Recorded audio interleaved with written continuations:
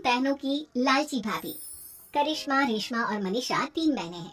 उनका एक भाई भी है, मयंक। मयंक अपनी बहनों को बहुत प्यार करता है, लेकिन मयंक की पत्नी सविता इस मामले में मयंक से अपनी ननदों का जितना बुरा कर सकती है उतना बुरा करती ही रहती है और अपनी ननदों पर हुक्म भी चलाती है। करिश्मा, करिश्मा, तुमने अभी तक नाश्ता नहीं बनाया? तुम्हारे भैया को ऑफिस जाने में देर हो रही है। हाँ भाभी, बस अभी बनाती हूँ। करिश्मा, तुम ये ढीलापन छोड़ दो। कल को पराये घर जाना है। वहाँ अगर तुम इस तरह से काम करोगी तो लोग क्या कहेंगे कि माँ ने और भाभी ने कुछ सिखाया नहीं। और तुम्हारी दोनों बहनें, रेशमा मार्केट गई है और मनीषा सो रही है। क्या? सुबह के 8 बज रहे हैं और ये महारानी अभी भी सो रही है? ये कहते हुए सविता अपनी सास दुर्गा देवी के पास जाती है। माँ जी, देख रही हो आपकी बेटियों के तौर तरीके? क्या हुआ बहू, सुबह सुबह क्या कर दिया मेरी बेटियों ने? अरे एक तो अभी उठकर किचन में गई है, दूसरी सुबह सुबह बाहर चली गई और तीसरी अभी तक सो रही है। क्या करूं मैं इन तीनों का, मैं तो परेशान हो गई हूँ। जाकर उठा उसे और रेशमा से मैं बात करती हूँ। सविता सीधा मनीषा के कमरे में जाती है और उससे कहती है, महारानी जल्दी उठो, सूरज सर पर आ गए। थोड़ी देर और सोने दो ना, मैं रात को लेट सोई थी। वो क्या ना, यूनिट टेस्ट चल रहा है। शराफत से उठती है या नहीं, या फिर पानी की भरी बाल्टी डालो तेरे ऊपर। नहीं भाभी, मुझे बिस्तर में नहीं आना, उठती हूँ मैं। मनीषा जल्दी से उठकर बाथरूम में चली जाती है। सभी आराम से बैठकर नाश्ता कर रहे होते कि तभी रेशमा बाजार से हाथ में सामान लिए आ जाती है। रेशमा को देखते ही सविता उस पर बरस पड़ती है। लो, आ गई, सामान लाना था जो सुबह आंख मलते ही बाजार की तरफ रवाना हो गई। भाभी, कल आप ही तो चीख रही थी कि घर का सारा सामान मुझे ही लाना पड़ता है, घर में किसी को भी किसी काम से कोई लेना देना नहीं है। अब मैं बाजार जाकर सामान ले आई तो आपको इस बात से भी तकलीफ हो रही है? देख रही हो माँ जी, अपनी बेटी की जुबान कैसे से भी तेज चलती है। और मयंक, आप तो कुछ कहेंगे नहीं अपनी लाडली बहन को। रेशमा, अपनी भाभी से ऐसे बात नहीं करते, चलो माफी मांगो। भैया, मैं क्यों माफी मांगू? अब भाभी से बोलिए ना कि हम पर कम हुक्म चलाया करें। हम इस घर की बेटियां हैं और आपकी पत्नी की ननद है, नौकरानी नहीं। लो कर लो बात, इनकी भलाई के लिए कुछ भी बोलो तो इन्हें बुरा लग जाता है। इस घर में यही इज्जत है मेरी। देख लो माँ जी, आपकी बेटी किस लहजे में मुझसे बात कर रही है। सविता वहाँ से चली जाती है। मयंक को बहुत गुस्सा आता है। करिश्मा रेशमा को समझाती है, रेशमा, तुम्हें भाभी से माफी मांग लेनी चाहिए थी ना। लेकिन दीदी, मैंने कुछ किया ही नहीं, तो मैं माफी क्यों मांगू? हाँ करिश्मा दीदी, रेशमा दीदी जैसे ही घर में आई भाभी ही उन पर चिल्ला रही थी। हाँ, मैं मानती हूँ कि गलती भाभी की थी। मैं तो इसलिए बोल रही हूँ कि भाभी ने माँ को तो पूरी तरह अपने वश में कर लिया है। वो हमारी बात सुनती ही नहीं। मयंक भैया हमारे लिए हमेशा खड़े रहते हैं, इसलिए उनकी बात का मान तो तुम्हें रखना चाहिए था ना।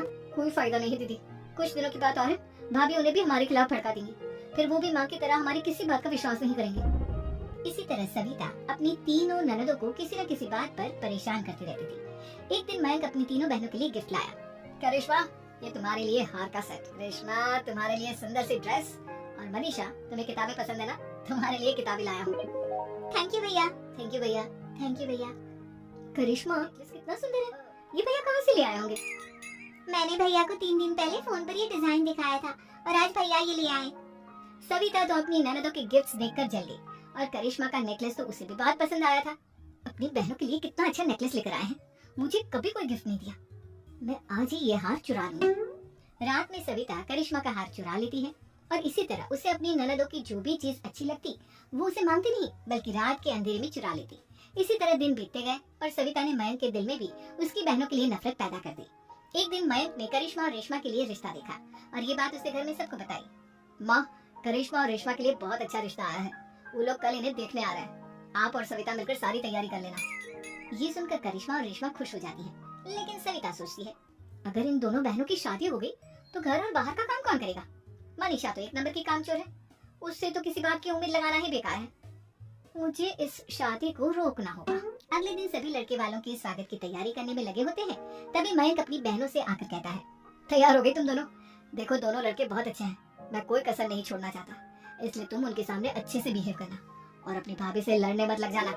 करिश्मा, तुम वो नेकलेस पहन लो ना जो मैं तुम्हारे लिए लाया था। भैया, मैं बहुत देर से वो नेकलेस ढूंढ रही हूँ, लेकिन मुझे मिल ही नहीं रहा। क्या, तुमने नेकलेस खो दिया? तुम्हें पता भी है वो कितना महंगा था?